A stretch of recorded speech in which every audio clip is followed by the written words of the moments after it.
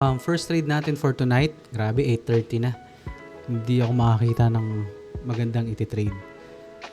So, ito yung first trade natin is si GOAT USDT.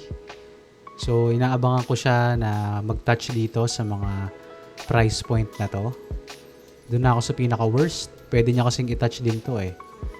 Ito. Pero ang inaabangan ko is matouch niya tong bounce price points na to. Ito. Yan. Ito lang, kahit ito, sana mag-silbing resistance to. So, doon ako mag-place ng trade. Ang ang ating risk-reward is 1:2.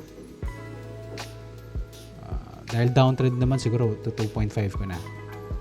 2.5, yan. Okay na to. Okay.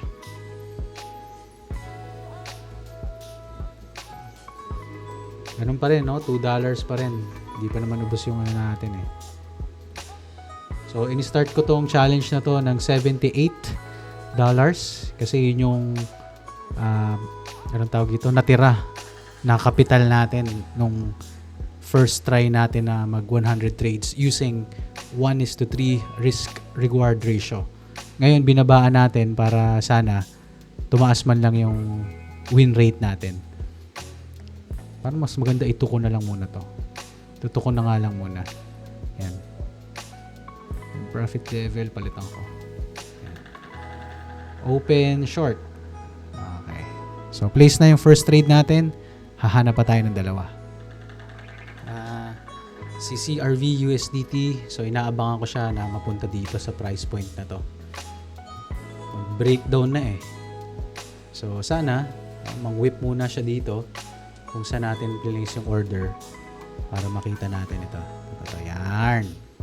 So, place na yung trade natin. Strong move naman pababa. Sana muna dito. Kumuha muna ng orders bago bumaba ng tuluyan.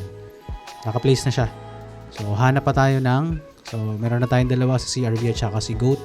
Hanap pa tayo ng huling trade for tonight. Then, si AVAX USDT. So, ito yung inaabangan ko, no?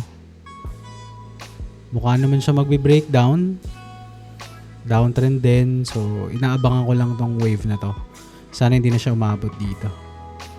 Medyo confident ako dahil malaki yung allowance ng stop loss.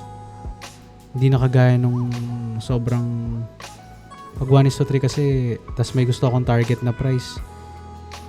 Sobrang ano niya eh. Kumbaga parang walang allowance. Kuwari gusto ko itong targetin. Kung lilitan ko yan, ganyan lang yan. Pero ngayon medyo okay ako sa 1:2 muna. Para lang ma-build up ko ulit yung confidence ko sa trading.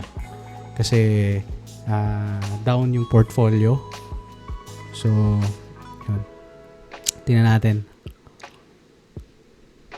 Parang nag-a-assume ako dito na possible siyang bumaba eh. Sana i-touch niya muna to bago siya bumaba.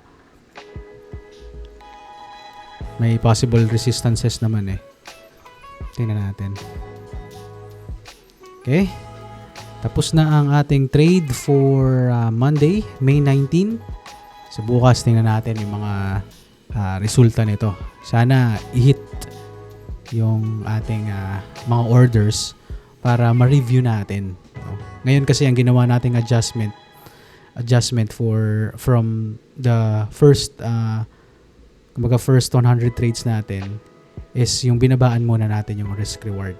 So typically parang ano siya, parang same strategy as the first 100 trades. So pero binabaan natin yung risk reward. Okay? So bukas tingnan na lang natin resulta. Trade results sa trading natin kagabi.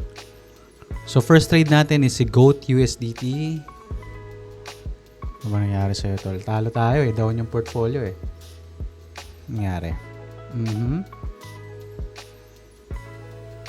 Na-touch yung ano natin.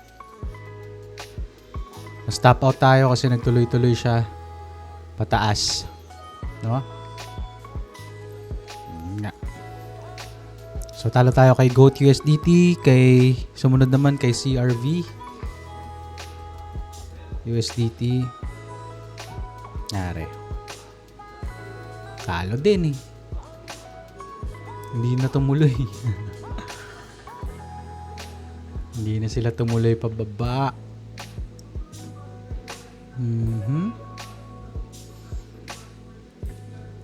Third trade natin is si AVAX USDT. Hindi rin to tumuloy eh. Ayan oh. Wala, hindi na sila tumuloy pababa. So, yun, talo tayo ng 3 beses. Pero nangyari na sa atin to last time, sunod-sunod yung talo natin. Pero yun yung kagandahan eh, parang nasasanay na rin tayo na ano eh, na hindi na masyadong gawing big deal yung mga losses. Para in the future, pag malaki na yung capital natin or confident na tayo na talagang nangyayari yung mga losses, doon na natin lalakihan yung kapital. Doon na natin siya lakihan o lagyan natin ng medyo pumipitik na capital, amount ng capital. Pero sa ngayon, dahil wala pa tayong exact na strategy or malinaw na strategy or rules, yung risk reward pa lang naman yung binabago natin. Ito muna, $100 muna. Ubusin muna natin to kung mauubos siya. Okay? Tonight, wala muna akong trading. Siguro papahinga muna dahil sunod-sunod yung talo. So, pahinga muna. Okay?